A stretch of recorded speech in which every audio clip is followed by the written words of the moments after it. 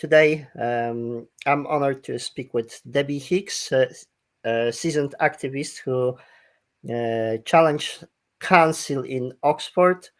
We will be discussing this controversial plan of dividing a city into 6 zones and also rollout of so-called 15-minute cities. I'm heavily shadow banned and blocked on Facebook, so we will just spend 2 minutes now sharing the links. So apologies for this. We just have to start this live stream. We'll just share this and we will start discussion. So please bear with us.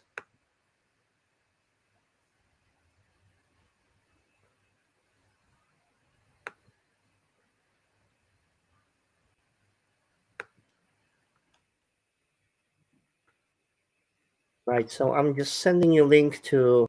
Okay. So for people watching, I'm just going to share this on Facebook as well for people who want to watch on Facebook. That's the YouTube link. I'm just sending you now. If you can tag me on both profiles.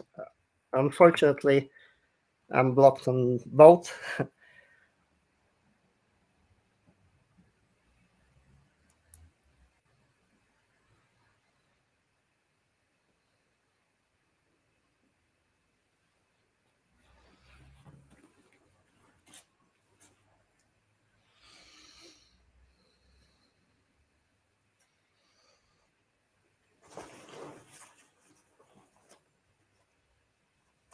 Okay, that should be ready to go when you are. Okay, Debbie. So let's start with Oxford. How did we come to such an idea of dividing town into zones? How this starts? How did it start? Yeah. I mean, it goes back. If you read, and I've been reading them for quite some years. If you read before all the the shutdowns of 2020 started, I've been reading World Economic Forum documents for quite some years because it's always interested me. Things from Klaus Schwab, documents on their website, his book, The Great Reset, the Fourth Industrial Revolution. I've read those really closely in other documents, and I could see that there was this future plan, local plans. They've called them all sorts of different names. This is how clever they are to confuse people politically in terms of their strategy. Local plans was something that were put forward about a decade ago. Some people might say it goes back even further, actually, with different language.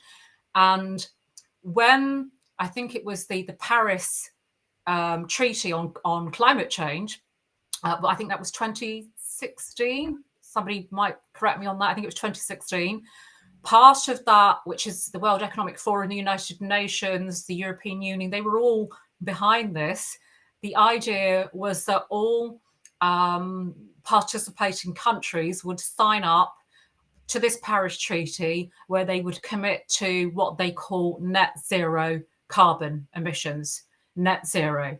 We can talk about what net zero means in a minute because it's not what people think it is. Doesn't actually mean a reduction.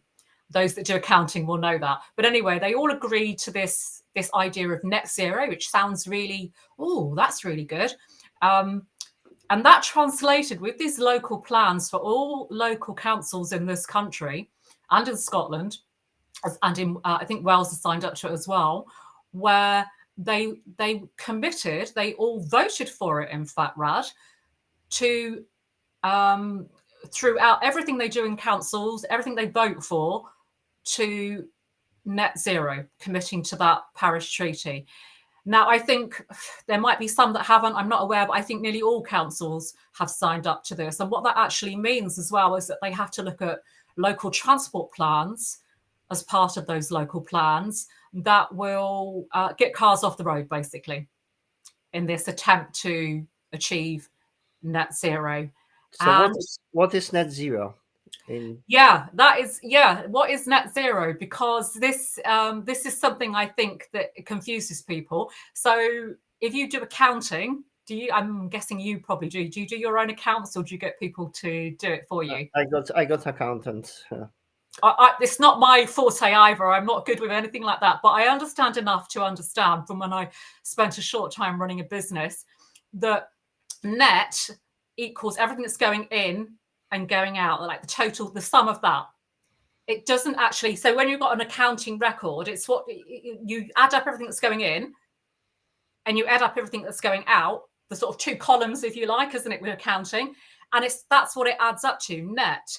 So if you think about that with carbon emissions, what does it actually mean? If you're adding up all the inputs and all the outputs, it doesn't mean to say there's going to be less outputs of carbon than there are, if you like, inputs in terms of what, say, companies are doing to offset carbon. So it's basically what it is. It's a kind of what I call a Ponzi system, like a Ponzi economy, fake idea that if a company, for instance, or a business person that runs, I don't know, a shop or a business or whatever it is, can prove that they are doing something to offset carbon emissions. I don't know, they've planted 100 trees, or they paid a charity that plants 100 trees, or I don't know, they start stocking more vegan products that haven't got a carbon footprint. If they can show that they're putting something to offset how many emissions they're supposed to be producing, then they will say that's net zero. But actually what it means is, if you're still really emitting a high level of carbon, but you can somehow prove, and that can be faked, of course, we know how accounting can work, it can be faked to suggest you've done something, then you've achieved net zero. So it is a complete and utter scam. It's a money-making scam, actually, in the sense that companies can be offering all kinds of services to reduce your carbon, and if you can just prove you've paid them or put some money into it, it's that. So it's not about reducing carbon at all. It's a scam. So you've got that going on with the net zero, and then you've also got all these councils committing to this and giving all sorts of companies contracts locally to businesses and public services to say they're reducing carbon. So it's the next big scam. Like, well, it's already here. Like everything. So, sorry, does that make sense? Sorry, it's. I mean, I think we all get scared about when we talk about these kind of accounting phrases. People get quite scared of thinking about it. But if we can just see that it's just a leveling off to suggest you've done something when you haven't, it doesn't mean anything at all. It really doesn't. It doesn't change. Not that I think we've got a problem with carbon anyway. I think that's all a complete lie. But even if we did have a problem with it, it's not going to change it. So. This crisis reminds me of a certain crisis with a certain famous respiratory disease, where we only seen this in media, people falling on the street, but it was very much artificially achieved through mass media. Yeah. So we're since 2020. I'm considering myself a normie. I never questioned the system up until 2020. Yeah, there's a lot of people like that, I think, that feel that way. Yep. And it seems like we are literally being ruled over by lunatics who've taken over asylum. None of those actions are logical. They have no ground in any science. I would very much appreciate if there would be, let's say, genuine situation when we got real sickness wrecking the land, or where we got real crisis. Let's say we've got crisis in Turkey now with earthquake. Yep. That's the real situation. Yep. Rather than impression of the situation or exaggerating and creating the chaos. It's literally like shouting fire in a crowded cinema. We're causing more damage by creating the panic around very tiny issue, if we agree that there is issue in first place. And the decision making is actually, and the methods taken to fight this problem, they cause more havoc and destruction than the actual problem that they claim that we have. So I've watched this video where you challenge local councillors, and I was absolutely gobsmacked, because this looked like from some type of hysteria, uh, some type of dystopian sci-fi movie Yep. where you got screens with the politicians who Yep. can't even be asked to be present with their electorate. Yeah. So that was absolutely shocking, this attitude. Yeah. And It then was. the whole way of legitimizing the decision, because I think that's where the whole nitty gritty of what council are trying to push is, Hmm. that this is not legal what they're trying to do. No, it's not. No, no. So It's let's go on that. yeah. So yeah, I mean, in terms of Oxford County Council, that video that you're talking about that went viral, and I'm very thankful, if I can just mention Sean Finch from Unity News Network, who did that video, because he doesn't get any credit for doing that video that went viral and actually helped generate a lot of interest on this issue about Oxford 15-minute cities, as they're calling them, although they're calling it a 20-minute city in Oxford.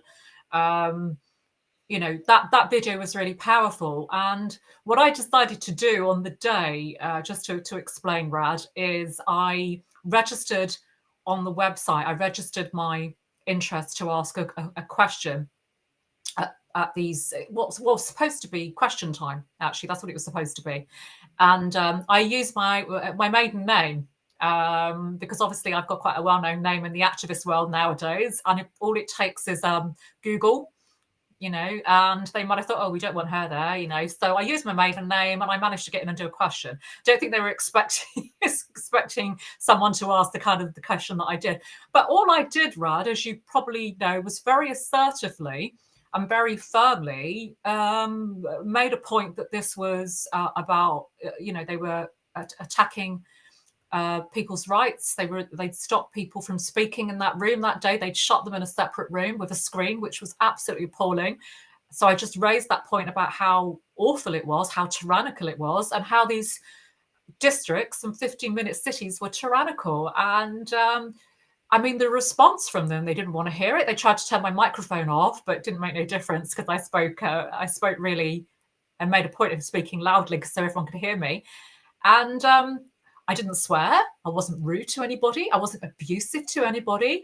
But just the fact that I spoke the truth very clearly was enough for them to say, right, get rid of her. And they threw me out, Rad.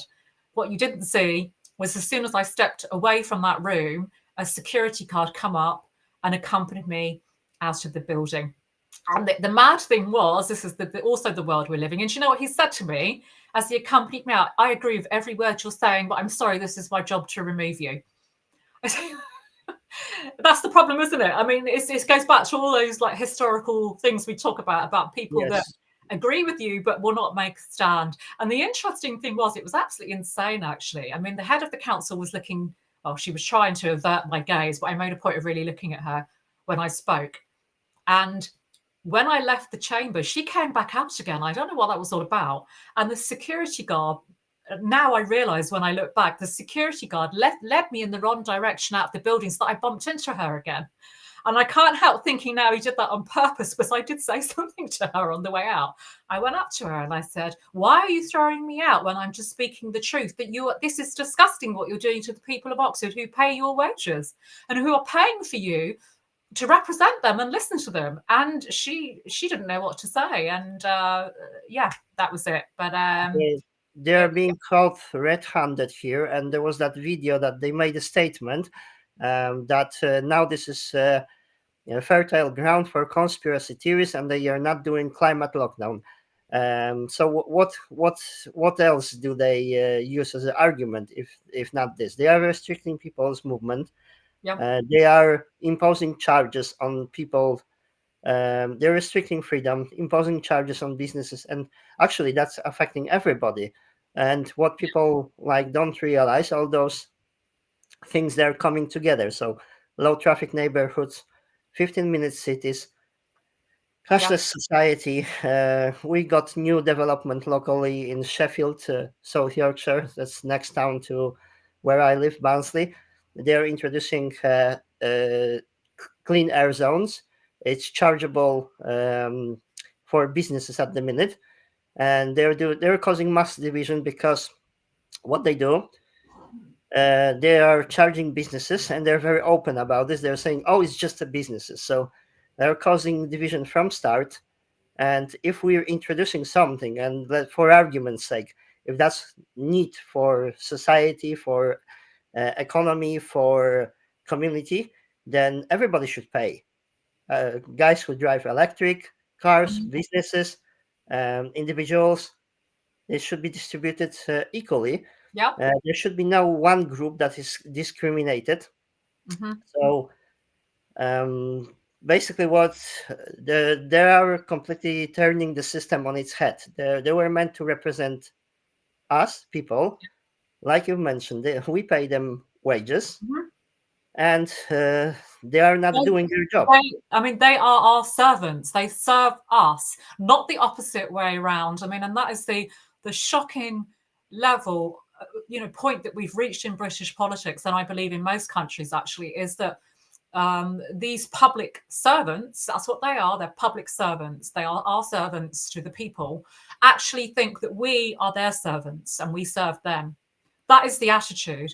And the shocking thing that happened that day, Rad, from a friend of mine called Kim, who may be listening, is Kim noted I'd been thrown out of the building at that point. Apparently, a lady who ran a local dog grooming business spoke up and was almost in tears that she's going to lose her business because she has to use her car to get around the various areas of Oxford that are now going to be restricted by these fines. And apparently she was almost in tears as she spoke about this as part of the questions. And apparently they were all laughing at her, Rad. They were laughing.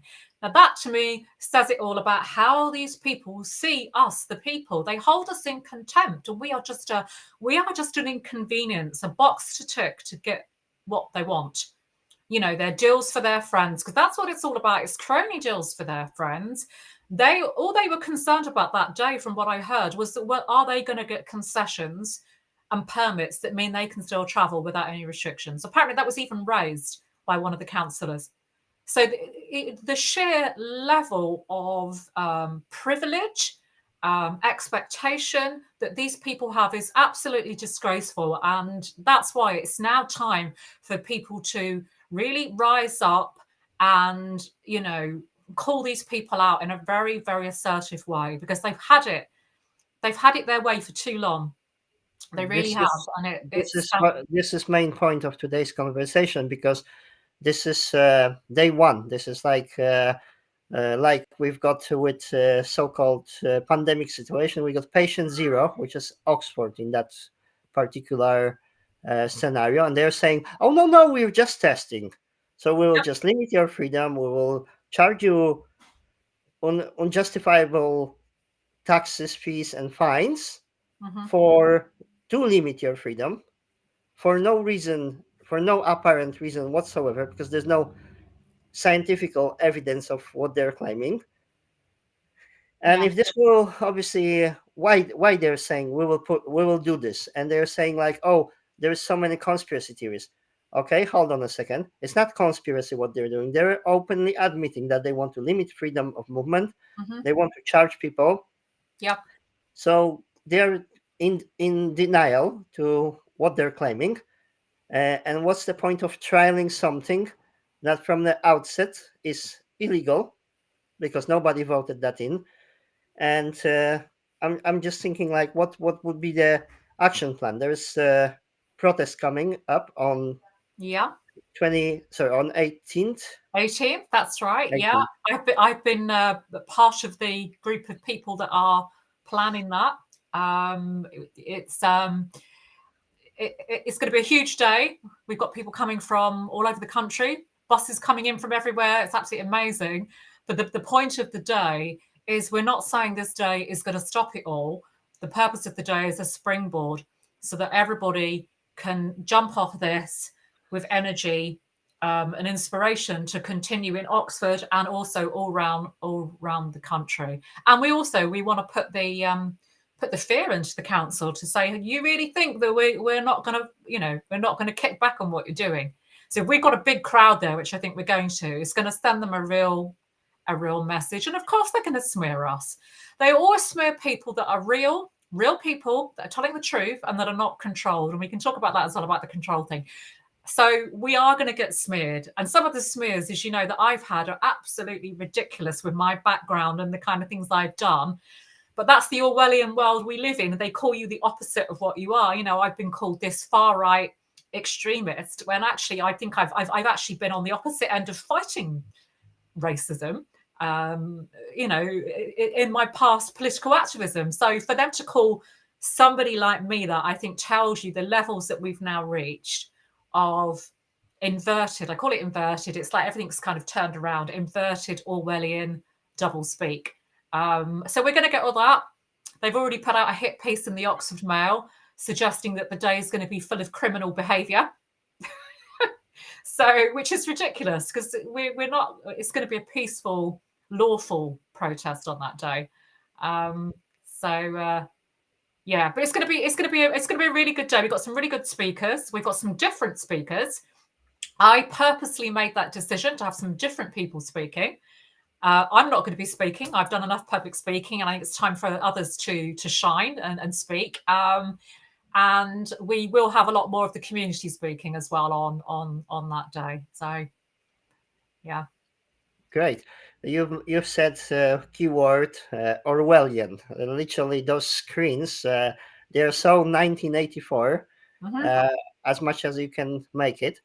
And this notion, like that's I think where we're heading. The whole notion of this tyranny is to pretend that we're removing the corrupt governments, but then we will be just ruled over by screens, AI, barcode machines, where we will not be able to discuss this. So I would rather have good old-fashioned politics and see people like yourself who are competent and passionate about us people to step into local government and basically to balance this out. We were chatting before we went live, like how can we address the situation? So what are your thoughts? How can we stop this in tracks, and what can we do effectively to turn this around? Everything you mean, or the 15-minute city? So in general, you mean? This whole tyranny, because we got so many things coming together. They seems to be completely I mean, people just can't see that those things are adding together, because they seems to be coming from different direction. Yeah. And on the surface, they seem like they're not connected. So low traffic neighborhoods, clean air zones, 15-minute cities, 20-minute cities, however they're called. It's just all the same thing, called different names, most of it, isn't it? Which is the Orwellian thing again. Language, it's all language that's inverted in every way. Absolutely. That's cashless society. That's what you were it's all involved. connected. It's all digital. I mean, in a nutshell, it's all about digital control, isn't it? It's all about a digital cage. But when you think about that, maybe that's the clue, actually. It is a digital cage. That's all it is. And who is it that's participating in the digital? We do it. We, you know, at the moment, no one's forcing us. I mean, it's getting close, isn't it? We've got the digital ID thing coming up. They're talking again. They're only talking, may I add, because there's a lot of misinformation online to say that they're voting on CBDC, central bank digital currency. They are not. And they are not. And I'm going to make this crystal clear, because I don't think it helps our movement when people put out nonsense online. They have just voted through a few months ago a caveat in the Financial Services and Markets Bill that we keep cash in circulation. So that has already been voted through. That was last year. They're not at the moment voting on CBDC. There's nothing going on in Parliament about that. But what they are doing is they're having yet another consultation. They've already had one not long ago. They're having another consultation, the Bank of England and the Treasury, on the viability of CBDC, central bank digital currency, in this country.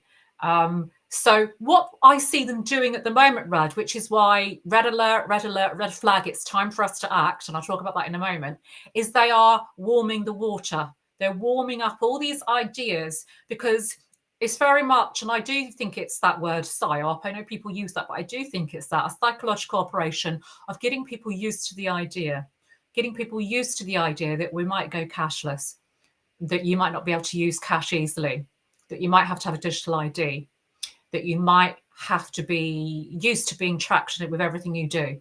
and being stopped through those digital systems. That is the kind of lobster in the pan, I call it. You know, when people drop it's a horrible thing they do in restaurants, isn't it? When they put in, it gets used to the water and it boils alive. I think that is what's happening. Or otherwise boiling the frog. So Boiling frog, yeah, I call it lobster. I know people. Why do I call it that? I don't know. Maybe it's a frog then. I don't know. Do they do that with frogs in France? I don't know. But the whole trick is because they're increasing temperature in increments, which are not noticeable till it's too late. Yeah, exactly. And that is exactly what's happening with the majority of the public. Everything's heating up, but because it's being done gradually, and this isn't just the last 3 years, this has been going on for decades. I mean, we have to step back and realize we've all been part of this nightmare that's developing. When you go back, my mum, I give you an example why we must listen to the older generation, that wisdom. I don't think people realize that the elder generation are anti-technology, not just because they're inept, they can't do it, but because they can see the problems with it. My mum, bless her heart, she's in her late 70s now, 76. I remember in, God, was it 1990? I think it was 1990. Someone might be able to correct me. 1990, I think it was the year I left school, or was it the last year I left school? Swindon, which isn't far from where I live currently, Rad, in Wiltshire, was the first town in the UK to pilot debit cards and credit cards for payments. 1990. And that at the time was like, oh, whoa, because that before then, we all just used cash in the UK. Yeah. We weren't, and we thought, I remember at the time, it was like, oh, this is a bit too American. We don't want this here. We don't want credit and debit cards. And my mum said to me at that time, this is really dangerous, she said. She said, once you lose cash, and we're using all these cards, it's going to control us. I remember saying that to me as a teenager, Rad. And as a teenager, I just thought, oh, what's she going on about? Do you know what I mean? Because I didn't understand it all then. I didn't understand this slow trickle of technology and how it was going to be used to control us. And so now you can see clearly, you will enter any McDonald's and you'll see anybody like up to 25 years old, they're literally paying with their phones. They're not even thinking about this. They're just using this because it's been the same. I mean, for that generation, and I do see people even my age using their phones, but not so many. I mean, younger people that tend to tap their phones everywhere because they are that end process where they've just been brought up with that in society. Everything from what they do at school with touch screens. Small children grow up now, Rad, and everything's touch screen, isn't it? Touch, hand. And I will say to people, think about that process that people are going through where they're touching with the hand. What is that preparing you for? To me, it's not just a coincidence. What's it preparing you for? I think it's preparing us for an age where we move away completely from technology on a phone or on a debit card to actually using biometrics, our hands, or even our eyes, which is in other countries they already started to introduce retina scans to access different services in society, and that is the gravy train that we're currently on.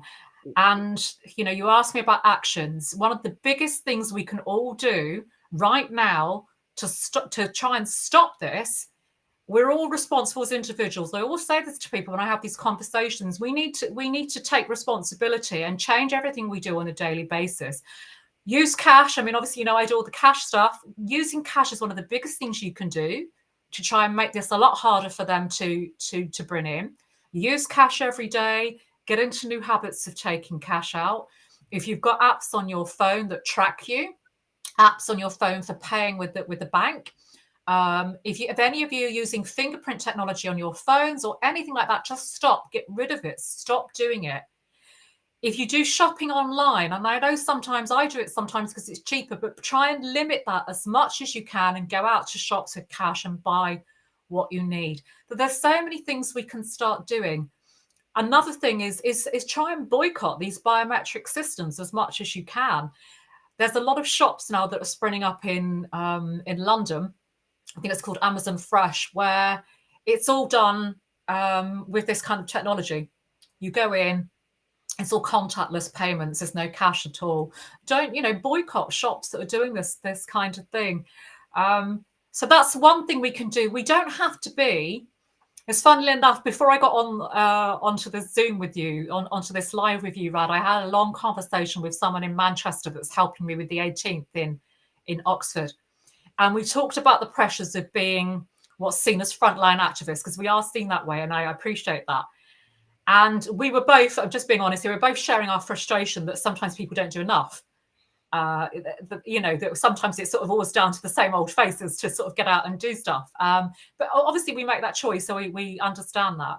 And what we were discussing is this. We were saying we understand that not everyone can be like, do the things we do. We get that. We're all different.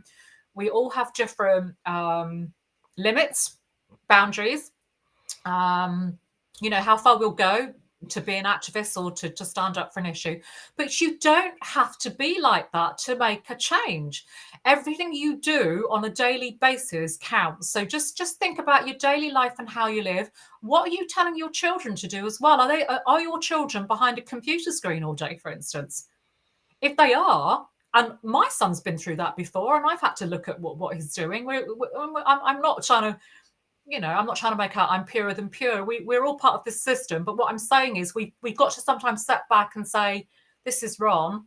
How do I change it? So I just ask people to think, what do you do on a daily basis? Change what you do in the workplace if you can. And I know that's where it gets really tricky when it comes to our work. Make a stand if you can within your rights. Try and go as far as you can to stick up for your rights and say no to all this pressure that we're put under. So that's the main thing I'd say to sort of everyday people that can't be activists, is just change your daily life. The second thing I would say is when we're out, those of us that are organizing actions, we ask you, please come and support what we're doing. We're not expecting you to come out all the time and do all these different things like we do. But when we're organising campaigns, please try and come and support us as much as you can, because I tell you what scares the authorities, Rad, is huge numbers.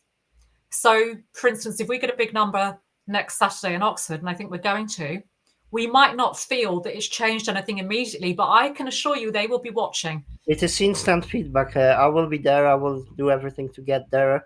This is very important because this is trial. This is ground zero, and Yeah. we need to really step hard on this. Just show we will not have it. Yeah, absolutely. But honestly, I mean, there's two things I'd say, because what I constantly hear from people in the freedom movement, if that's what we want to term them, or truthers, whatever we want to call these people. You know what I constantly hear, Rad, for the last 3 years? Why are you bothering with a protest? They don't work. But you know what? I'm sorry, but that makes me quite angry when I hear that, because have you actually studied the history of political activism? Study the history in the last 2 centuries of political activism. Whether we want to go into the ins and outs of who was controlled and who isn't, that's another debate. But let's just study how have the big changes, how have they come about through loads of, thousands, millions of people coming together and saying no. Look what happened with the civil rights movement in America. That was because so many people, it started off with a small number and it got bigger and bigger, just as it has done with what we've been doing the last 3 years. Do you know what, Rad? I was one of the first 20 people in Parliament Square in April 2020, being chased around by the police. It was like a carry-on film. It was crazy, but I mean, it wasn't funny really, but that's what it felt like. We were just running around in circles with the police chasing us. That's how we started, 20 people. And some of those people might be listening tonight, people that I know that were there with me, and some of them are still involved in the freedom movement. That's how we started, 20. And within, let's say, when was it? 2021, wasn't it? That big about a million people in London. Yes, 26th June. That was the 26th of June. And look how long it took, a year. And look how many people we turned from 20 people to that. So sorry. And do you know what that actually did? What I say to people that say that didn't work, I tell you what it did, is that build up over a year and all the other actions that bounced off that, because that's what happens when you have a big rally. It bounces off and people go around and do all their own things in the communities. Social media is part of that as well. We put all the messages out. What it did is it built up this mass awareness of the fact that shutdown, I use that word carefully because we're on YouTube, that shutdown and that process of giving people questionable medical interventions, and the passports that were going to go with that, because I think that was the real big issue with Yes, civil liberties. It certainly was the big thing it that seems worried that me. that was the Trojan horse. That was the point where I think no, people were like, no, that is it now. That's why that huge number. But it was a slow process of information, us putting all this information out for people to question, so that it resulted in 20, I think it was 22 million people, according to the ONS. It might be more. 22 million that didn't get the medical device, a further 14 million that didn't get the second run up to that. And then I believe the recent figures show that the most latest updates people can get has collapsed. It's completely collapsed. No one's getting it. Definitely. They even pulled out the rollout, and it's ending on 13th or 14th. They're 13th. not offering it to the under, is it 50s? Under 50s. Under 50, yes. Yeah. But the point I was going to make is, I'm not just saying because of that, regardless of what you think about medical devices, I don't think that's the point here. The point I'm making is, because so many people didn't have it, that was a third of the population, probably more with the add-ons, the add-on medical devices they could get. Because there were so many people, that process of the passports that they wanted to introduce to go out into public places, it wouldn't have worked. It wouldn't have worked, Rad. How can you have a passport system, a digital ID, because that's what that was, it was digital ID. How can you have a system of that that's going to work if a third of people can't use it because they're going to be shut out from businesses? Your economy is really, I mean, in a big way, not going to work where you've got a problem. So they had to scrap it. And that was because of us. That was because of us. Do you know what? We actually won that part of the battle, if I can call it that. People power, huge numbers. So I'm sorry, I'm never going to accept people saying that huge numbers coming together doesn't make a difference. It does. Because if it didn't, why the hell, Rudd, are they so desperate to take away our rights to protest? Which is what I'm they've been. 100% with you on this, and I always advocated them. It's a part of democracy. And even like personally, I started, my bit was to engage with the media side of it. I was live streaming those protests while this information was otherwise suppressed. And I was trying to reach out to absolutely everybody, regardless of my personal preferences. So I just hide my ego, and I was talking to everybody who was showing up as a leader in this, what we refer as a freedom movement.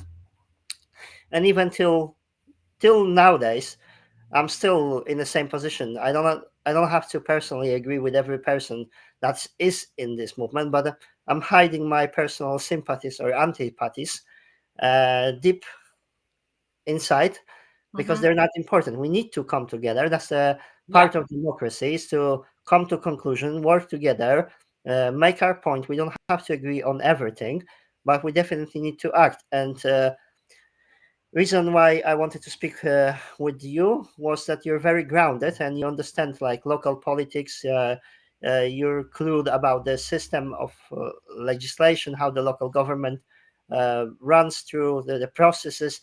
I would like to see more people like yourself who are on the side of people engaging in government. And I would like to see the whole movement, which we saw at least million on the street. So we're talking up to 22 million people who oppose the tyranny, Yeah. engaging. We should have political party. I just can't understand why we can't do this, because the only difference between us and people who are pushing tyranny, that they cooperate and we don't. Yeah, no, absolutely. Non-compliance is the way, and that's another thing. I mean, there's lots of different angles you can take to campaigning, and it's a mixture of all those coming together that often is what works. There's not one correct strategy. It all comes together. To me, the big protests are kind of like the thing that underpins it all, and is the springboard. I always call it that. It's not the be and all end. No one's ever saying that, but it is No. the basis, and it's so important because it brings us together as well. And I don't know about you, when I've been on those big ones in London, you go away feeling quite energized. It's like you're with people that get it, and you go away and you feel uplifted, don't you? And that is the whole point of it, which is what we're going to try and do in Oxford It was next quite Saturday. depressing before this big protest. Like Yeah, we felt lonely, isolated, and attacked at the minute. And like coming in million, that was like so empowering. So yeah, definitely, no, absolutely. So it's the whole idea of what we're doing in Oxford. So in Oxford next Saturday, which we've been working really really hard to prepare the last month, is we're starting off with the usual. We're going to have some speeches in Broad Street, which is one of the big. It's quite interesting actually because Broad Street in Oxford. I don't know if you've ever been to Oxford. It used to be one of the main roads where cars could drive down and park. And often it was actually disabled people. This is how awful it is that used to park in those spaces. They have literally, in the last couple of months, pedestrianised it all and put these huge, low traffic neighbourhood big pots and benches everywhere. It looks like the expression someone used online was, it looks like crazy golf gone wrong. I mean, it's insane, Rad. It really is. But what we're going to do is we're going to use this spot. It's a really wide area to start our rally. So we're going to have the speeches there. You're making a point. Look, this is what they're doing, and we're going to be stood there. So we're starting there, and then we're going to. I can't go into too much detail at the moment for obvious reasons, but we're going to march. I'm not going to say where, but that will be revealed, obviously. And we will be involving the community at a point during that as well. There will be community speeches for as long as people are interested to hear, because obviously everyone's got a kind of a cut-off point where they need a cup of coffee. We have community speeches and really encourage that. And we're going to have outreach with leaflets. So that's the day, is that. And then what we've also done, because to us this is probably the most important thing actually, is we have booked a venue for the evening. I can't reveal that because we risk having it cancelled. Unfortunately, this is the world we live in. We booked a venue for starting at 7:00 in Oxford, not too far from the city centre, where we're going to have a kind of a workshop, like conference workshop. We're going to have some speeches, very brief speeches, and then we're going to hand it over to the audience and ask them to start thinking about what can you do if you're not already doing it. Some people I think are. What can you do in your community, whether that's Oxford or other places, to go forward and campaign and act on 15-minute neighbourhoods? And what we're going to do, because I'll be speaking at that, I'm not speaking during the day, is we're just going to give people a few pointers as to things that we think you could do, and then hand it over to people to formulate some idea. So there's, so it's a kind of jam-packed day, and the whole point of that is to try and get people doing a lot more. What role I'll play in Oxford after that, I'm not sure. I don't live in Oxford, so it's for others in Oxford to take the lead once this day is out the way. So if I can assist them, I will. But yeah, it has to be. I mean, this is the whole point, isn't it? It has to be. If we believe in democracy, to me, it has to be people in communities that take up the baton, as to speak. They take up the cause. They have to do it. I think it can't. We can only do so much. Those of us that are kind of frontline activists, we can only do so much, and then otherwise, it's like we're interfering as well, and that's not right.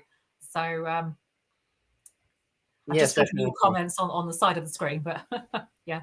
Yes, we definitely need to engage with people. So in every aspect, I'm advocating action. I'm not only interested in pointing the problem, and that's the reason why I'm focused more on the solution than just complaining. I believe in democracy, so we need to Absolutely. make our voices heard. Yeah. And same was with protests, but then I'm just like my main point is that protesting alone is part of the democracy, but it does not provide alternative. It's No. just defer certain things, defer certain processes, but we need to engage in government. We need to engage in media, which I would like to discuss with you, Yeah. and basically we need to strengthen our economical position because it seems to be again all those actions by government seems to be not related, but they are very well coordinated as a one, I would call, package to put that into this tyranny. So let's say like onslaught on small businesses, which started with shutdowns. Yeah. That's definitely part of it. Yep. So those people are saying that they're trying to help, but they're doing absolutely everything in opposition to their Yeah. claims. Hmm. And for me, this is I'm despairing because I'm running small business, and I've seen so many people closing down over that period. Yeah. Like giving up their dreams, giving up their livelihoods. That was so the that was very depressing. If that makes sense, because end of the day, we don't want just to work to make a living, but we also people are proud of their jobs. So many moms and dads businesses, they went under for no reason whatsoever, in my opinion. So this is killing the community spirit, and we need to reinvigorate it. Um, so one thing to start with is media. So Media. Yeah. because, Mainstream, like the big media. yeah, Is that so what you mean? it Yeah. seems like government was hijacked by groups of influence. Hmm. It looks for me like World Economical Forum. People, I think they're confusing certain things. So if let's say for some reason we will make World Economical Forum disappearing off the surface of the planet, I think that Yeah. nothing will change, because Right. Yeah. they're just a symptom of something that Yeah. built up. So we're at late stage of capitalism, where we're heading into where capitalism, actually the healthy capitalism, is dying, and Yeah. we're seeing monopolization of everything. Yeah. So this was actually my um, sad realization, that we are not really living in democracy, because it's more No. close to fascistic society, where you got unelected government that does not allow any dissent, which Hmm. would be absolutely bang on with what was going on over the last 3 years, Yeah. which is colluding with big businesses. Again, Yeah. next box tick. So unfortunately, and we've seen this with last two prime minister, unelected prime minister, or prime minister of independent country like UK, being struck down by international body not elected by British people, in my opinion, is outrageous. Yeah. Yeah. No. Absolutely. It's yeah. I mean, it's. I do think you're right. Late stage capitalism. I mean, capitalism is in collapse. Actually, that's what's happening. Um, I say this with my teacher hat on, because I used to teach politics for a long time. It's actually what I used to teach. I don't always talk about that, but it's something that funnily enough, I remember standing up in front of a classroom of politics students about, gosh, 15 years ago, and saying that this time was coming, because we were talking about what's happening politically and economically. And I remember pointing out to them, I said, if you look at all the charts, economic charts, it shows that this century, this again, it's everything's always long term. Things don't just happen in a vacuum. It's things that build up. This century, you've seen, and I could show you on your screen. It was like a bar chart. Um, you've seen the economy kind of going like that for the last 100 years. In fact, I mean, there's been, you know, points in what they call waves of industrial revolutions, like in the post-war era, and in the after the 1970s, when it picked up again. But overall, it's been in a long-term decline, capitalism, and we're at the kind of the end now of the curve.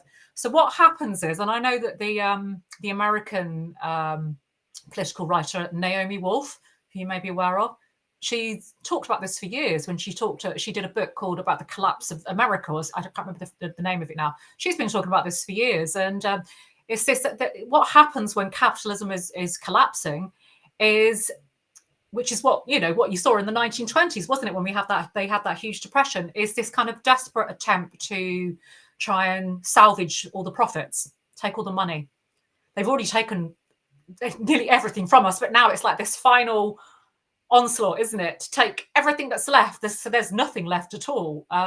Which is why you're constantly hearing over the last 10 years of all this money funnily enough, through local councils that we're talking about, that is going off into offshore accounts. Most of them, a lot of the money is being siphoned off into offshore accounts because the greed and this kind of final desperate kind of stab that to take control of everything and take the last aspects of wealth that are ours, and we don't know much wealth as it is, but what we've got left, that's what we're seeing happen. And that's what I'd call it, I know some people say we're living under communism. I call to me this is technocratic. It It's is technocratic fascism. interesting. It is interesting mix because by definition it would hit the definition of fascism, which literally you just Google definition of fascism and you got unelected government, not tolerating any dissent, cooperating with big businesses. That's literally fascism. But then this communistic bit would be what they're saying, like those famous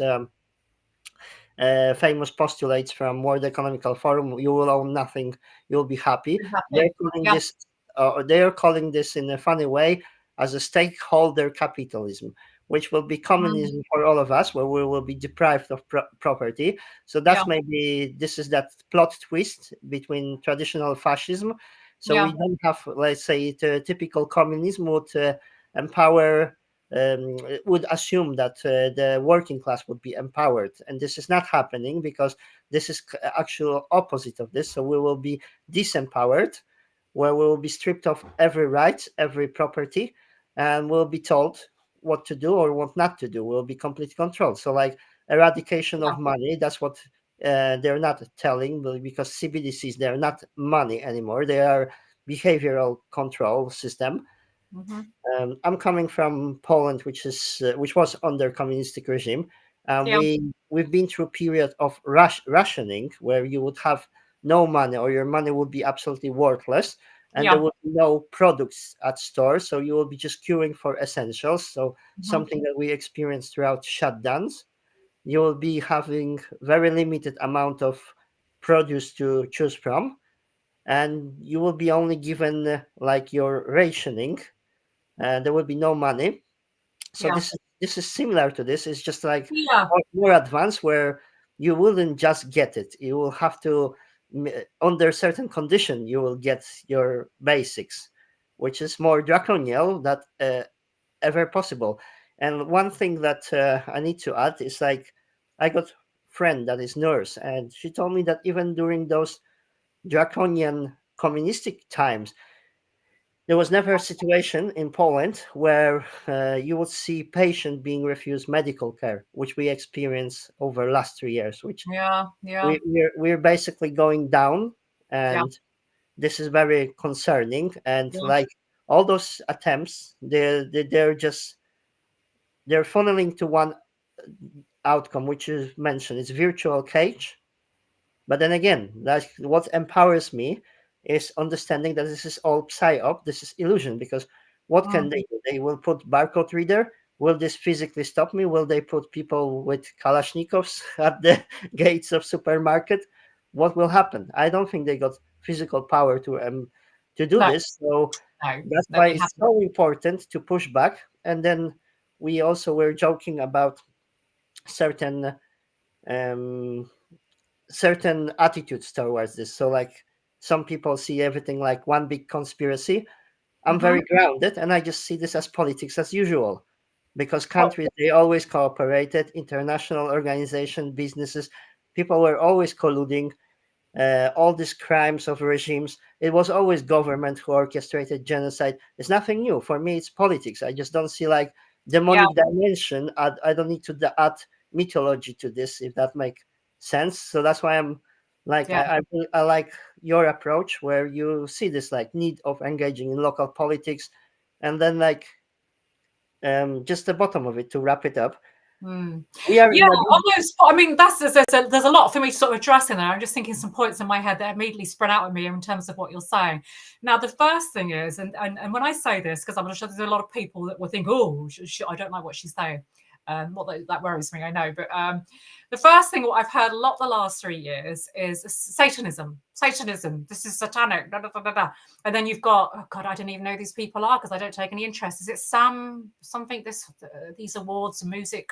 I hadn't even heard who this person was until about a few days ago. This person that's wearing all this very Yes, sexualized yes. clothing as a music artist. Grammy Awards, That's Sam it. Smith. And you've got Madonna and all of them, you know. And, you know, do you know what I would say to all that is? I think among the elite, if you want to call them, whatever you want to call them, the ruling class, the very wealthy, there's always been a kind of what I call a fetishism about exploring these things. They've always done that for a long, long time. But I think crucially, what we have to remember is that's always been there, these kind of sex, if you like, sex spelled SECTS. What that's sex, I mean, that kind of sex. There's always been kind of sex in that area of the population, but it's the political system that is allowing this to happen. It's that They I think what we always have to remember is let's think very carefully, and let's think very carefully when we see all this stuff in the news. You know, if people that want to see themselves as truthers or people that think critically, what I always say to people, I mean, it's what I even used to say to my students actually, is just step back and think, well, what is it they're trying to get you to stop looking at or stop thinking about? Why is it they want you to be talking about this character wearing PVC or whatever it is, or Madonna and whatever she's done to herself? You know, why is it they want you talking about that when meanwhile, Rad, and we've just talked about this, they're trying to get central bank digital currency through. Meanwhile, they're trying to bring in digital ID and take our rights away. That is always what it comes back to, in my opinion, is the attack on our rights. It always has been. That's always been the fight. Always. It's always diversion of attention, and end of the day they did perfect job. Like, that's why I'm laughing, because whether some people perceive this as satanic or very evil, whatever it triggers them, and their attention is there, and they're not focusing on what matters. And in my opinion, like, some people might disagree, the marketing department did their job because they diverted and attention. also, what I say to those people, what I would say to those people, please think critically. Do you really think? Maybe I mean, and there is, and what I would say actually is this idea that politics, you know, there is a conspiracy, Rad. Well, actually, without us complicating all these other things, whether it's about moon landings or chemtrails or whatever, and I'm not saying sometimes it's not things and all of that. I'm not saying that, but what I'm saying is when we're talking about all that and focusing our efforts on trying to unravel that, what we're missing is actually, I'll tell you what the conspiracy is. Politics is a conspiracy. What does the word conspiracy mean? It means you're being lied to. And politicians lie to us. And I tell you this because I used to work for my sins when I was young and naive. I've told you this before. In my 20s, early 20s, I worked in Parliament, Rad. I wasn't aware of putting all these things together like I am now. I was young and naive. But I worked in an MP's office. And I tell you, that is what the conspiracy is that they lie to you. And that's the conspiracy, isn't it? It's not always all these other things. And the media use those things because they're controlled by the corporations and the banks. They use those things to distract us all. There's never an accident that these people are in the media. They are there to distract you. And on that point as well, I mean, we talked, didn't we, in the before we went live, we talked about this notion of controlled opposition.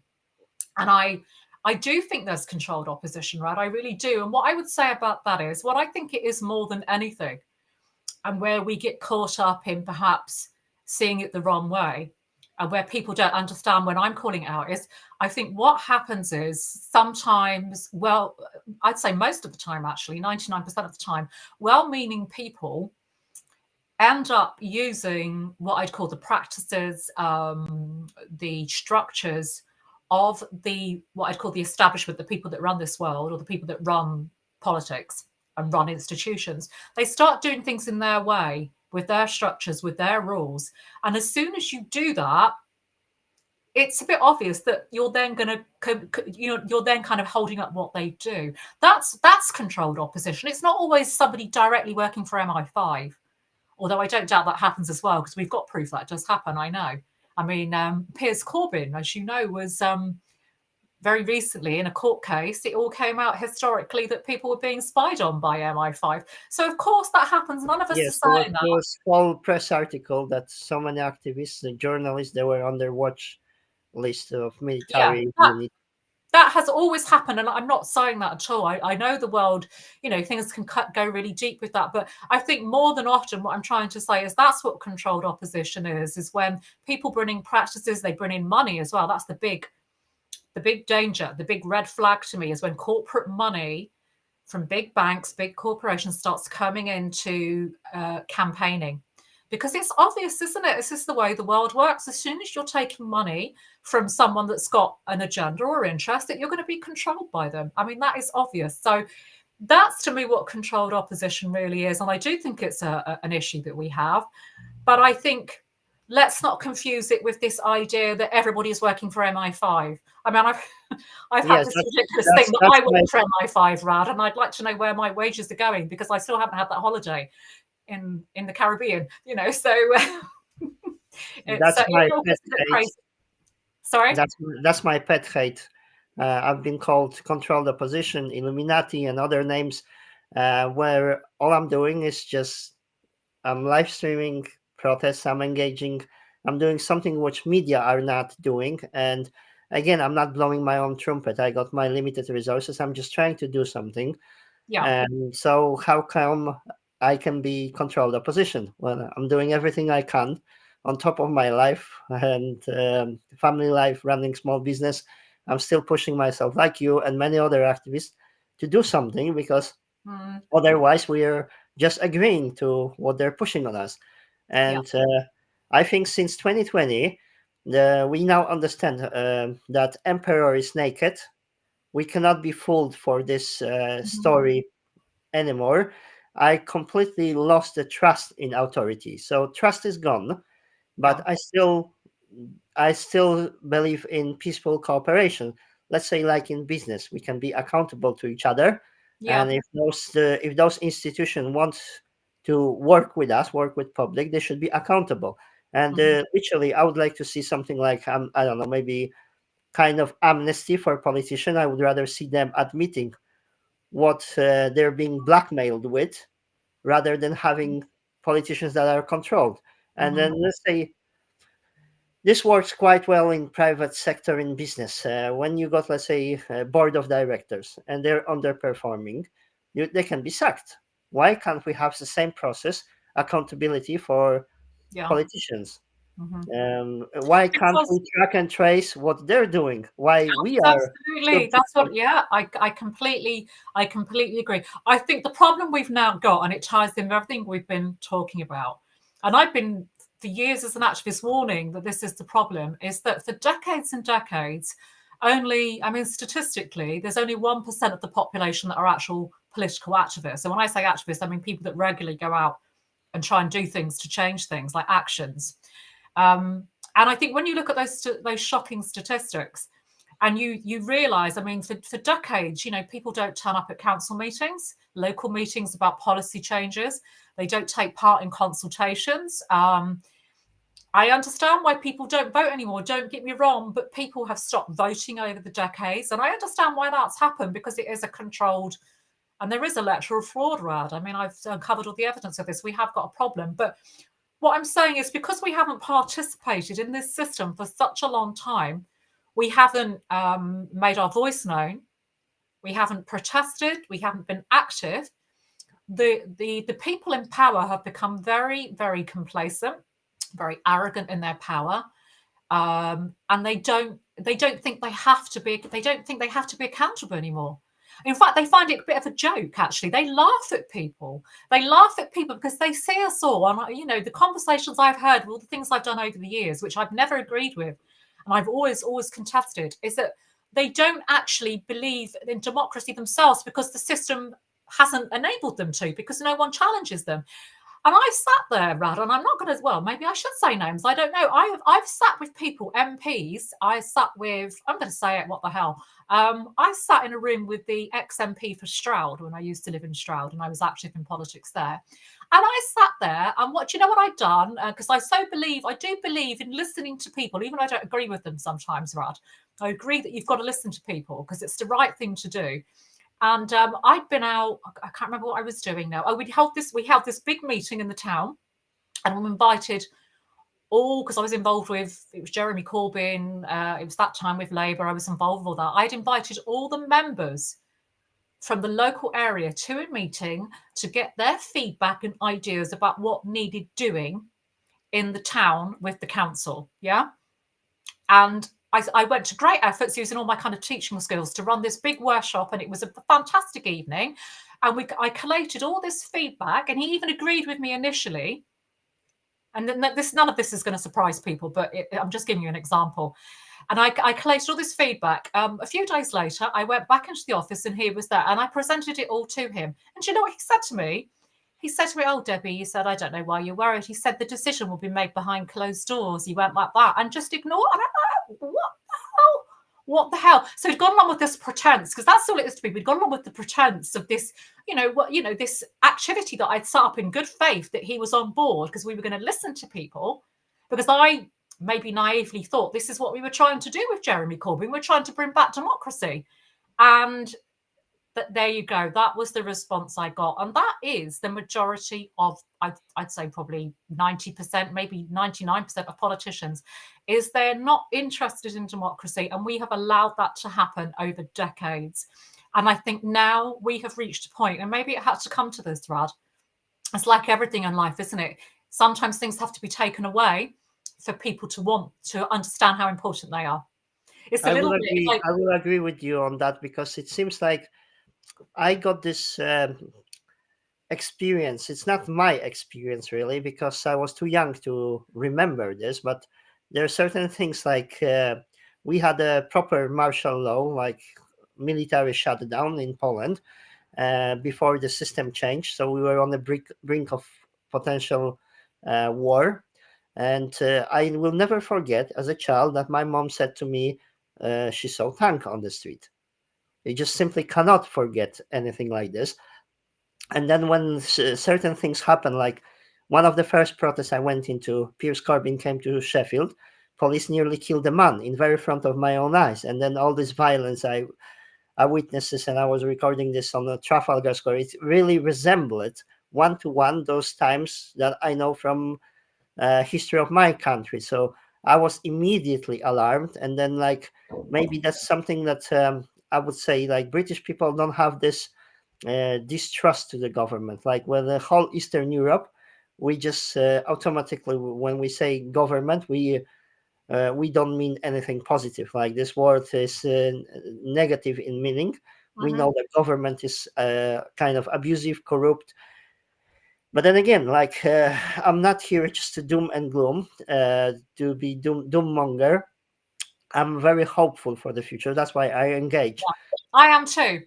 And I am. Despite all this that we're talking about, what I actually see happening, and when you study, like I said, I can't help doing this because this is what I've done for years. When you study the history of political change, I think we're at a point where everything is collapsing because it doesn't work any longer. You're seeing a desperate scramble from these powerful people to grab on. It's like the fall of Rome. Let's look back in history. What happened with the fall of Rome?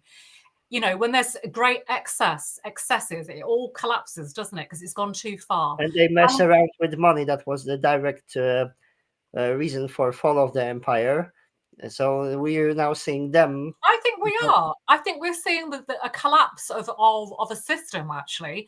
And I think we need to stay hopeful that this collapse is happening because actually the truth is coming out in lots of different ways about all this corruption we're talking about, Rad. Which has been building for years, and perhaps in a strange kind of way, people had to become disengaged and disconnected from it all for us to kind of start again. Maybe that's what it's like. Anything, isn't it? It's like, if I can compare it to, someone that's in a bad marriage or a relationship, it has to all come to an end for people to find themselves again. Sometimes a lot of people go through that, don't they? It's everything's like that in life. Things have to go through cycles, and I think we're coming to the end of this cycle. What we have to do as people is don't give in to the fear, because they're trying to use fear to hang on to this last aspects of power. They're trying to control us with fear.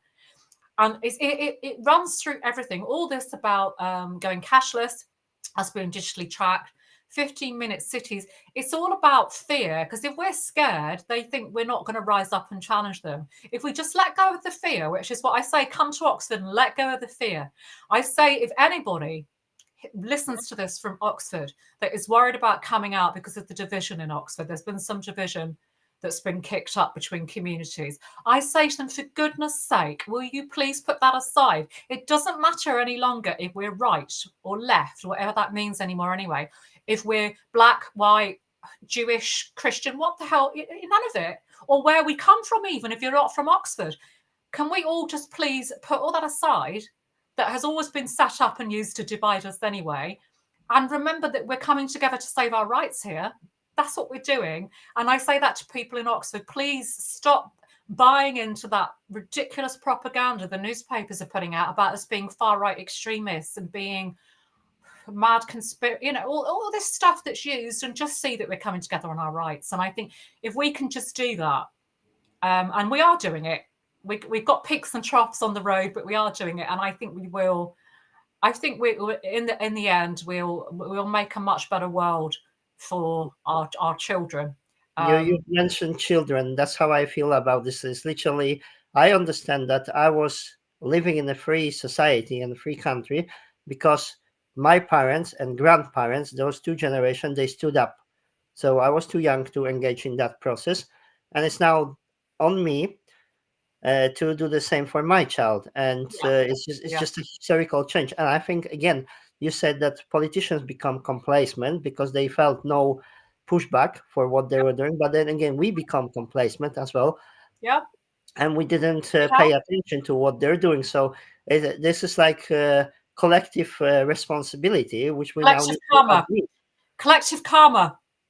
We're all paying the price for what we, And to add one thing, which I also started talking about, if you've mentioned this as well, if you are in the abusive relation, which we have, and people are mentioning this, we are in abusive relation with governments.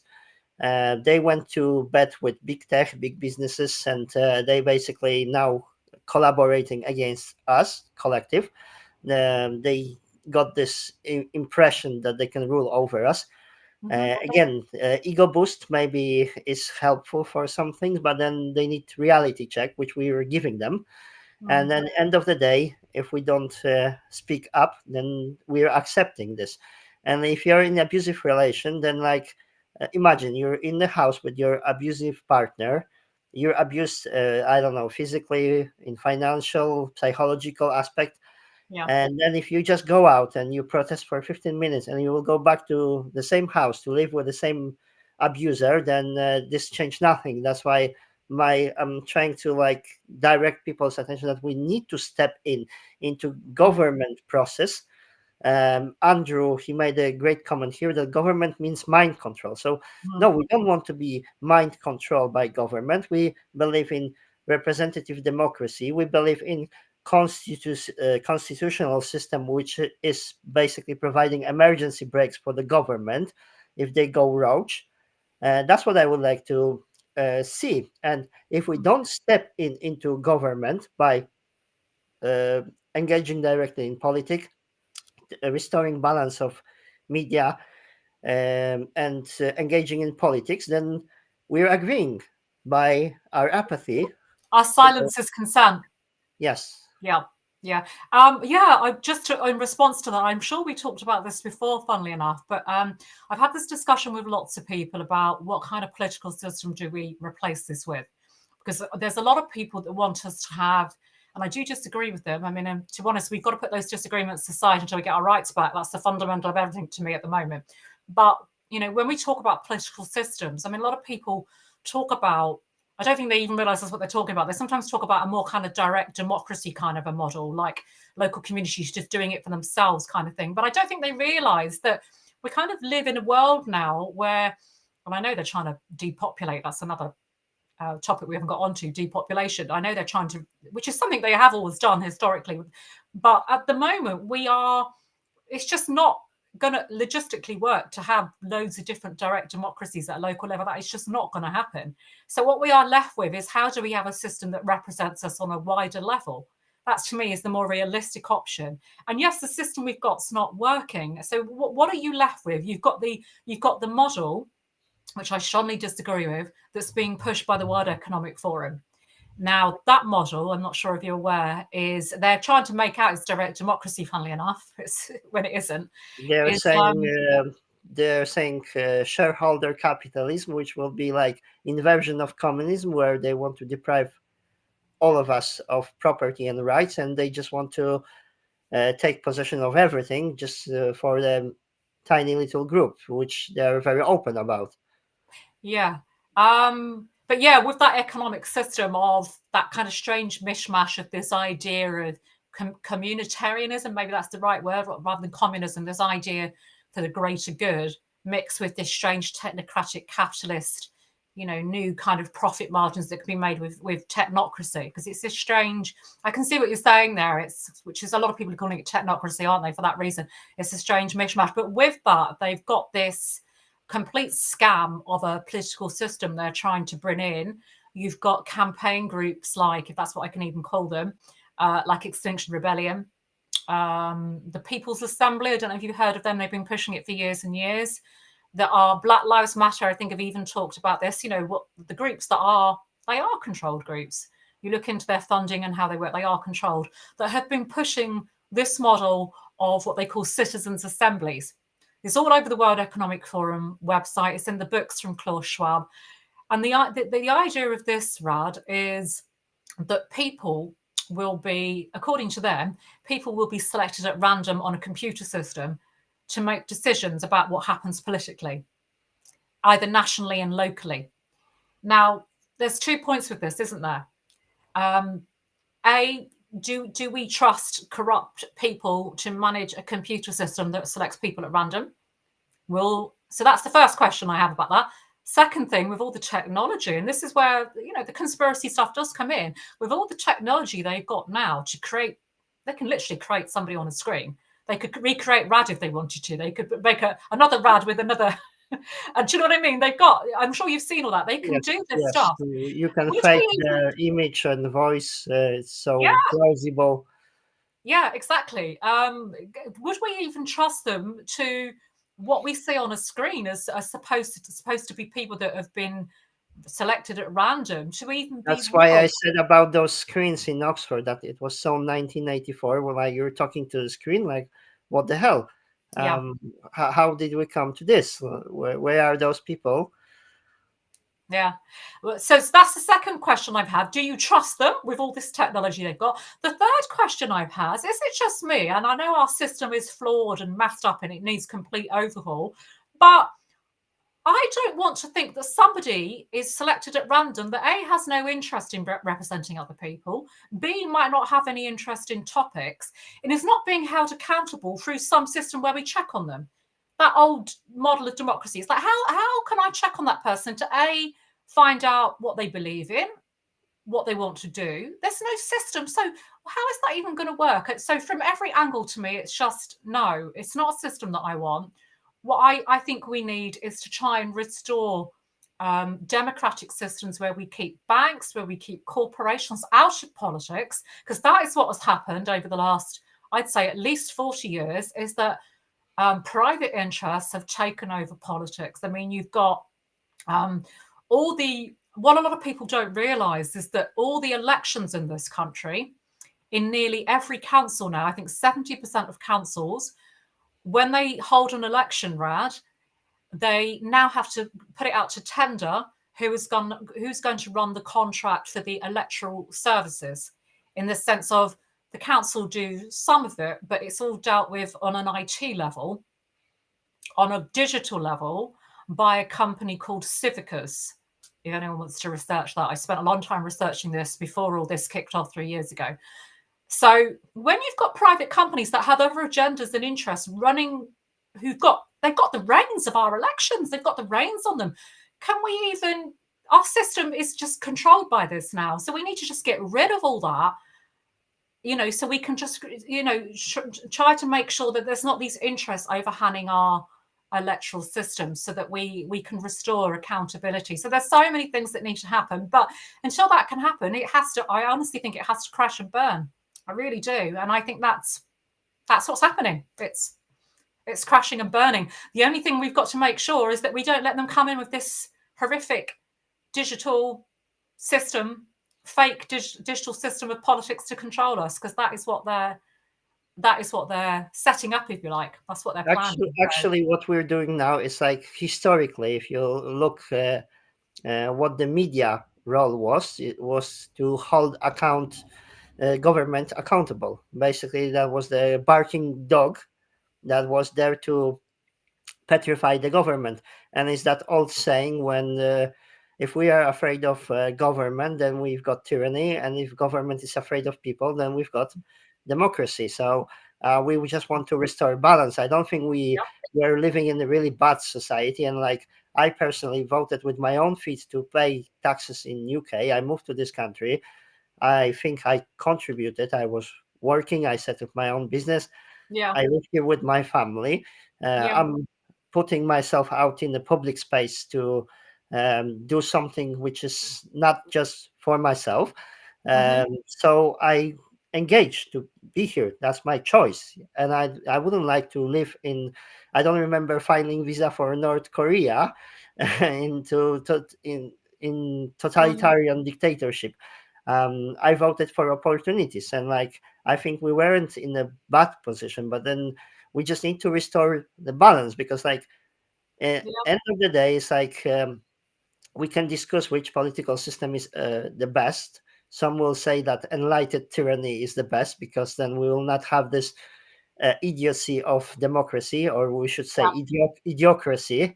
And in fairness, that's like I think that's how technocrats hijack the system because they use idiocracy to mm legitimize the notion that now we've got democracy.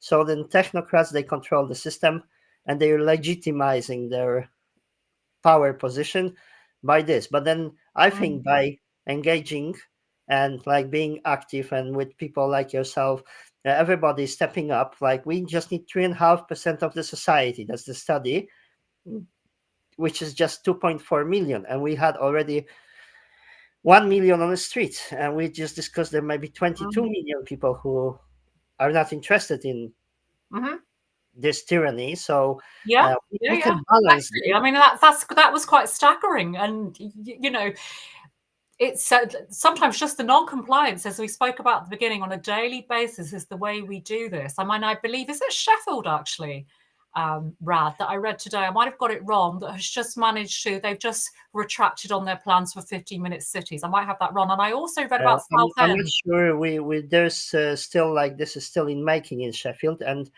in Sheffield actually it was like outrageous. There was a local. I will try to download this and share it when I'm on blog on Facebook. One of the local councillors, she did interview in radio, and she said it is what it is. She used literally that term, and she said Mm, like we are where we are. It is what it is. Like what does that mean? Where is accountability? And she mm, said if we don't do it, then the government will do it. So like absolutely. Yeah, are they handicapped? Are I've never heard such incompetent politician speaking. Like they it's like are. They are it's incredibly it's incompetent. They even really worse are. than saying that dog ate your homework. Like it was just pathetic. Like how Well, can you speak? You're position in a position of power. You should be competent. That's what you said. because You it's become a privilege and a perk to a lot of people, like everything in society. Everything's about privileges and perks now, isn't it? And I just give you an example. I sort of talked back when I was active. I wasn't active in the council. I wasn't a councillor. I wasn't elected, but I worked with people that were. So I could get to see all the shenanigans they were up to and the kind of mindsets. And what overwhelmingly struck me, Rad, was that these councillors never read anything. So, you know, the executives would present, and this is how councils are run now. Executives are calling the shots, and the councillors are not even taking notice because they're not interested to take notice. So I'd sit there and there'd be a meeting and there'd be a big document in front of them that they hadn't read properly. Or if they had read it, they just read it because what executives and local civil servants do now is it's a little bit like the school system, unfortunately, we've got in this country now, is they put it into easy read format. No, honestly, they do. Little tiny kind of paragraphs with bold bits. Like it's all shortened so that they can whiz rather than reading the whole thing. So, of course, if they do that, A, they don't really understand. And B, these people that often have got other day jobs and don't want to be spending their evenings or whatever it is, their spare time reading and reading and reading and truly understanding stuff. They're not, because they're not actually that interested. They're not taking note of what's going on in their councils. So they're looking, oh yeah. They've read the blurb that the the powerful people in the councils have presented to them, and they're voting it through. Now that is the level, I'm sorry, that is the level of laziness, disinterest for people that are elected by us. That is how they see things. Because what I could see, Rad, when I was involved, is they were more interested in getting a free lunch, the status of being a local councillor and feeling important.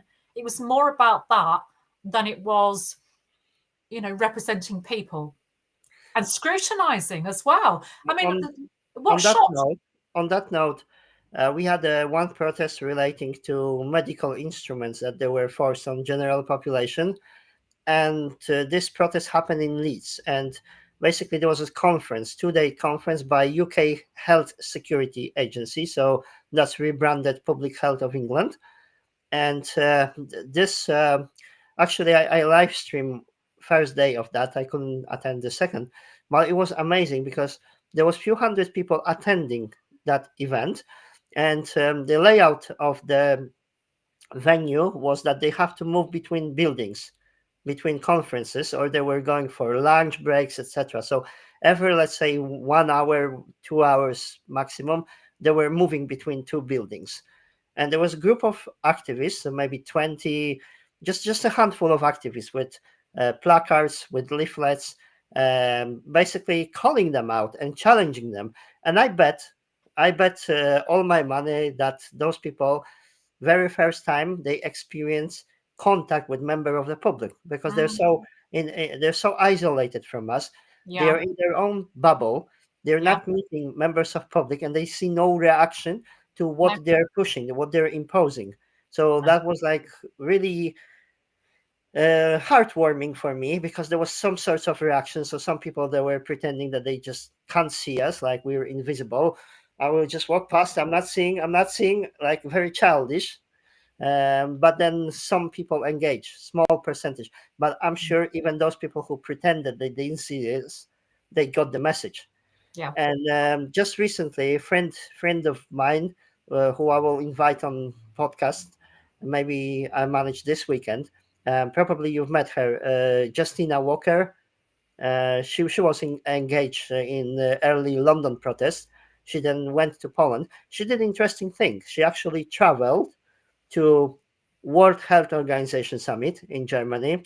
She went to Davos, to World Economical Forum, and just recently she managed to get a slot on the United Nations, where she actually made a speech. And she Wow. pointed out, like, in Poland, we had a staggering number of 200,000 excess deaths due Hmm. to, unfortunately, malpractice, mismanagement. We would call this corporate manslaughter. And she pointed this out. So that was a conference of human rights, and she did this. Like, it is this is very simple. If we don't engage, we're consenting. We're part guilty. We Yeah. need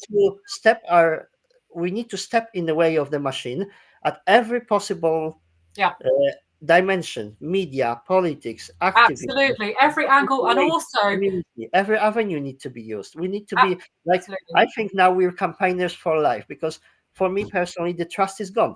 There will be never ever trust to authority. I can still No, live peacefully. I can cooperate. I'm very social. I'm business minded. I'm all for collective good, but I will never ever trust. no, There's no, no, no. no notion of trust, and no notion of authority from me anymore. I will I not think be most called. people feel that. I think most people feel the same, Rad. And But we need to unfortunately, there's empower people and just like engage in all those avenues. That's like, that's just something I didn't utilize before. I mean, we did one podcast before, but I was there like live streaming the events on a day. But I'm now utilizing media, and I want to push this regardless of the censorship, because end of the day, we were just talking before we went live about recent situation with, let's say, GB News. So some outlets, which seems to be more free, or they entertain this notion of media questioning politicians. So Julia Hartley Brewer, she was pretending she's asking tough questions, but mm, in fact, was she? No, because Mm, otherwise she wouldn't get those guys on interview.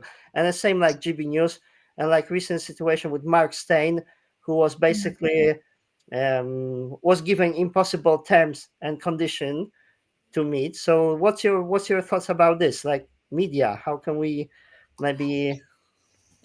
That's a real toughie, isn't it? Because the media is intertwined with this whole system. I'm sorry, I'm going to put it down to the same thing again. It's they are controlled by. I mean, the whole of the world, the Western media is controlled by. I think it's five big, or is it four big corporations, isn't it? And also those people have got all their fingers in all the apple pies when it comes to the military industrial complex in the Middle East and the money they make from that. And also the big, they're all connected with big pharma as well. It's all just one big, I call it revolving door. Yeah, it's Mhm. I said that to someone the other day. I think they heard that phrase before in politics. Revolving door. You go in one door and then you go out another, and they're all kind of working together. I think that's what it is, and we must see it that way. So it presents the issue, doesn't it? And it's come up before. I don't like the idea of having a media that's regulated. I don't like the idea of too much. It has to be free. But we also need a media that is not controlled in this way by corporate interests that are, I mean, everything in the media now, which I think people realize is on a template, which is why if you type in, I think a lot of people discovered this in 2020, didn't they, during the whatever we want to call it, the shutdown, and the hysteria of this medical device that they wanted to bring in, and the idea of that. I don't know if you remember at the time, a lot of people discovered around the world, in fact, that if you typed in certain things, the same thing in America or I don't know, India or Belgium, the UK, Yes, you it was displaying exactly. random number of deaths, for instance. Yeah, did you say that though? Because I did it at the time as well, and I've been aware of this for quite some time from my background and what I've done. But if you typed it in, you'd find exactly the same article, almost word from word, apart from where they'd obviously just pasted in as something slightly different for that country, India or whatever. And it was a kind of that is how the media works now, which is why they've got rid of most journalists. There's not really journalists anymore, and from what I'm hearing about is that AI bots are now doing a lot of these articles. There's not really. So when we say, oh, journalists are so awful, it's because there isn't even any journalists left anymore anyway. So most of them are AI Oh, bots now. can I stop you here for AI? Well, apart from you, of course, Raj. There is this famous Chat GPT, and it's programmed certain way. So let's say if you would ask question, let's say if you formulate question, why it's bad that there is drag story hour, Yeah. then it will reply in a walk manner, will say that my inclusivity programming does not allow me to say it's bad. Or if you will say, if you will ask, let's say we were talking about medical device, or I call them injectables. Yeah. If you would like this chat to or AI to write you downside of taking injectables, it will refuse. Mm-hmm. It's Yeah. already pre-programmed Yeah. to push certain narrative, to push certain thoughts patterns. We know this especially with Facebook. They're literally enforcing thought police and compel speech. Same like now we have to avoid certain terms on this platform. We're now live streaming on YouTube, but I'm literally banned on two separate profiles. One I got banned just for live streaming, is Yeah. just to make it difficult, and my main profile with all following, I was banned for 30 days for just sharing funny meme. So literally, there's a punishment. It's just so severe across two profiles. I think I had more than 12 bans. So literally, like imagine more than a year in a virtual prison, and that's where it's heading. Like with all this digitalization of the life, Yeah. then this will just affect. And then if you think the Facebook bans, for instance, this is psychological torture because we are social creature. This social media is just an Mm-hmm. extension of our connection as we are, because we're speaking to people we know or we resonate. We're speaking to our group, to, and then we are being now restrained to have this connection. And this Mm-hmm. is just becoming more and more physical because now, like, Facebook is blocking even calls, so you can't even make calls from Messenger. There's one thing, like literally. imagine you got your mobile phone operator who is shutting down your service because they don't like what you're saying with your friends over the phone. It's ridiculous. Yeah. And end of the day, we are creating content for those platforms. They create no content. They only use advertising space. They use our attention, but we provide all the content. So Yeah. we're working for them for free. And on Yeah. top of that, they are enforcing thought policing on us, and they are enforcing compelled speech. Yeah, Uh, absolutely. Yeah, there's that as well. I mean, I'll give you an example. We did a keep it cash day in Haverfordwest in West Wales, going towards the coast. Lovely group of people there that turned up, and one of the ladies there contacted the local paper and asked them to do a feature, and they come back and said, "Oh, sorry, we're too busy. Can you write it for us?" And I've heard this a lot. This is what they do now. They actually ask, I mean, this is how crazy it all is, isn't it? They ask, so she actually, and she probably did a better job actually. I mean, she wrote the article and they published it word from word. I mean, this is how bad it is now. So you've got a mixture of that going on, and then you've got the AI bots. It's like everything you're saying. They want us, they want us to sort of do it all, and they're being paid to do it.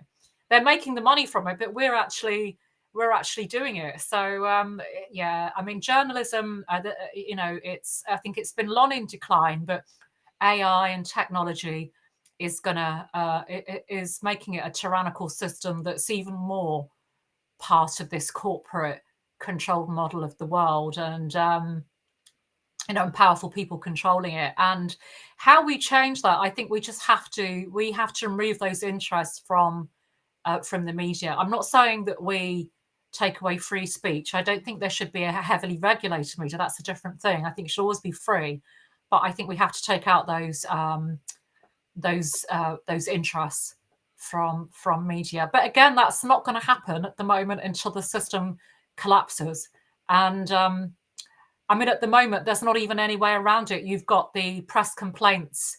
I've forgotten the name of it now. It's got a different name, but the press complaints body that I went to several times over things that happened to me over the last 3 years, that the awful lies and nonsense that was printed about me, and also some breaches of my privacy that were printed in the press when my address kept being printed rad and all sorts of things. And they do you know what they come back and said, which was absolutely untrue? They come back and said that it was lawful that papers could do that, which is not true. And I know that. I do understand a lot more about the law after the last 3 years. So all of it, even the so-called regulators, all of it is corrupted now. And it's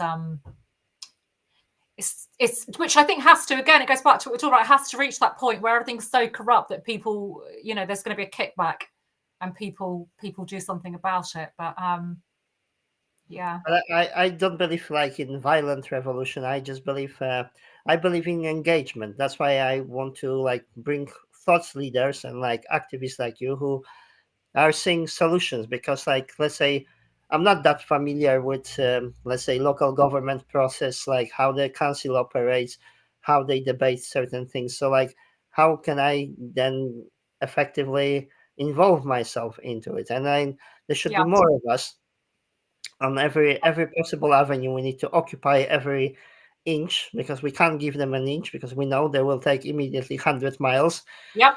not just one. This dystopia can be stopped, in my opinion. Yep. But we need to engage, and especially absolutely, we need to engage. But also, what I would say, and I know not everybody's the same, but people need to roar. You all need to roar hell of a lot more. What I see happening, and I have to say, it does frustrate me, is that when people go into public meetings, any of these things, is you don't sit in comfortable compliance with their rules. Roar. You don't have to be rude. I think then the awful thing is we've reached a stage now in our society where if you speak up assertively like I do, you're accused of being abusive. I mean, for goodness sake, it's not being abusive. You don't have to swear, you don't have to call them names, but you can still speak up. Exactly. If we all did that, I tell you what, I mean, just the reaction you get when you get thrown out of the room shows they can't handle it. If we all did that, they would be forced to listen. And it does scare them because, as you said, people don't do it and they're not used to it. So can we all just roar a little bit more? And I promise you'll enjoy it. Uh, so yeah, Again, if government is scared of people, we've got democracy. Otherwise, we will have to endure tyranny. So it's yeah, up to us, really. yeah. No, And I absolutely. don't believe in staying, if we stay in abusive relation and we don't do anything about the abuser, in that case, like government, we need to step in into governing system, which, like I said, constitute those three aspects: media, economy, Hmm. and the very politics itself. There's no ideal system. We can argue forever. It's like with discussing religious belief, which system is best. So I believe in democracy.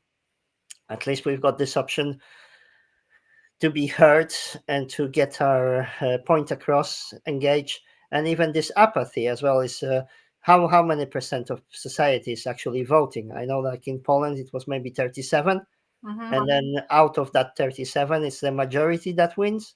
So we don't really need to engage 68 million people, we just need to engage people. And like, that's one thing which again I'm struggling to understand, is like, how come we have this 1 million people on the street of London and no political party? Because we were saying like labor and conservatives, they're both wing of the same bird. So why Hmm. don't we create our own bird that works for us? I would very much be happy to pay for Yeah, I representation. think the problem is I think everyone's so cynical, quite understandably, of the political system that we have that they don't want to vote. So you're kind of in a catch-22, aren't you? Where if they did, and we had a different option, and some people have tried to present that. You've got people like Jonathan Tilt that does the Freedom Alliance, who's tried to do this, and he's with amazing efforts as well. He's tried to do that, but that's the brick wall he's come up against is how do you get people to do that, because a lot of the people in this freedom movement don't want to engage with the system. So we're kind of But in a they catch do, and that's 22. what that's my another pet hate with all this, like, complete distrust, calling everybody names: Illuminati, controlled opposition, Freemason, whatever. There's those conspiracy realm, rabbit hole Mm, realm. I'm not resonating with this. Like we discussed, like, I see this everything as a human action, human activity. It's politics, as bad as it is, as criminal as it is. mm. It's one group of people doing this to another. We are, in a sense, in a conflict. If we don't engage, then we should own this as well, because I'm afraid we are partially to blame for allowing this to happen. Yeah, Um, absolutely. We are. I'm so sorry. I'm sorry. I'm gonna have to go in a minute if that's okay. Is there anything else you'd like to ask me? Sorry, no, just that was thinking of that the was time. great That's all. discussion. That was Sorry. great. That was great discussion. I appreciate you've taken your time. And yeah, I will be in Oxford on 18th. Please do come along. Everybody, can I just say, everybody is welcome. That it has been. I've never organised something that's going to be as big as this before for the freedom movement. I've just done smaller rallies and gatherings. It's been a challenge. It's been hard keeping everybody happy, but everybody is welcome to come. There will be. We have obviously got the announced speakers, and we have had tried to give different people a chance to speak from the usual, which is why I'm not speaking.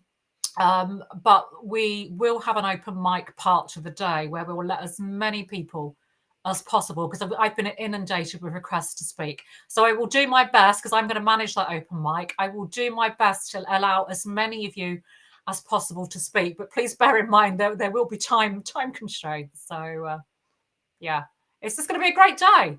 And, despite what they're going to say in the local papers, because they will smear us regardless of what we do, whatever we do, they're going to smear us. Do you know what? I don't, it comes back to what we've been talking about today. I don't care, because privately, the council and the media will be watching that day. And if it's a big turnout, they're going to be scared, Rad. They're going to be Yes, scared. that's definitely, that will be the message. This is ground zero. We will step our foot down. We will. Exactly. We are here. You are going to, you're going to listen to us, and we're not going anywhere. None of us are going anywhere. We're in this for the long haul. This fight It's for just our rights. it's just a reminder. They work for us, not us working for them. They got Exactly. this so wrong, and we just need to remind them. They basically, like I would like to see accountability in business. Like, you're doing good job or you're getting sacked. That's simple as. And I would like to see this applied to politics, because with all these developments that we're seeing, they don't listen. They're just running their own thing, and this must end. And that's how it ends, because it takes years to replace the system, and we need to start somewhere. So yeah, no, absolutely. It's none of us have got an exact answer to how this is going to happen, how it's going to change, but it's in the long term, it's going to collapse, and we have to make sure we create a system that is truly, well, as close to democracy. You're never going to get 100% model of anything, oh but no, never. But then again, there's always going to be issues, but we need to work back to those principles of accountability. I Absolutely. think if there is once, I believe if you would use the word sin, or the notion of sin, is inaction. It's not taking action and being indifferent. That's the Yeah. worst that you can do. So to not engage is the very worst choice. Absolutely. I mean, there's a classic, somebody called Edmund Burke. Have you heard of Burke? The writings of Burke, who talked about sort of like foundations of democracy, and he always talked about rights and responsibilities. You can't have rights, and this is what people have to remember. It's like everything we talk about karma. You can't have rights unless you take responsibility. Okay, if we all remember that, it's our responsibility that this has happened, whether it's us, when we were younger, all of it, we've all contributed actually in different ways to this mess that we're in. We have actually. So we now got to make sure we get ourselves out of it. It's down to us. No one, and I keep saying this to people, when we had all that nonsense about Q and these people under the tunnels coming to rescue us, all this nonsense, nobody is coming to save us. We are here to save ourselves, and we will if we all pull our weight. So, Exactly. That's why we're talking now. I wanted to make it public because, again, even with limited reach, like I did live stream from Sheffield, it was small happening, but then close to 600, close to 700 people view that live stream. And again, like even as much as we are censored, it's still getting out there. We need to make the waves, and we can't underestimate what will happen. We just have to be faithful. It's like, journey of 1,000 miles start with one step. Yeah. So what will happen in 10, 15 years from now?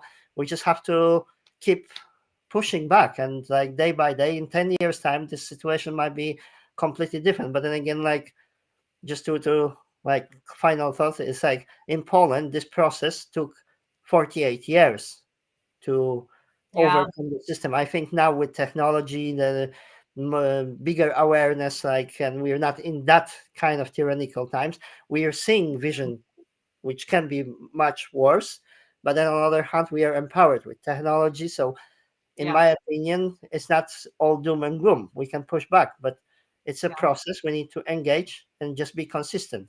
So I hope we will see each other in Oxford. Let's come and say hello.